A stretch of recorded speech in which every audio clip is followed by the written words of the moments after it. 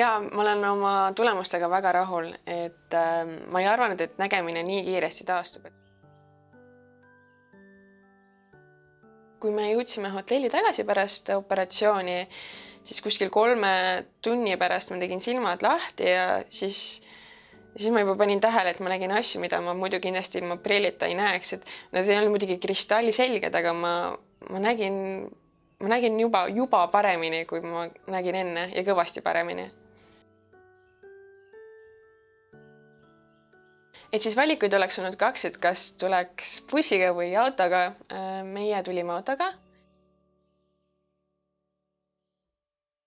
Hotelliga oli kõik väga hästi, et parkimisega ei olnud mingisuguseid probleeme, auto oli soojas.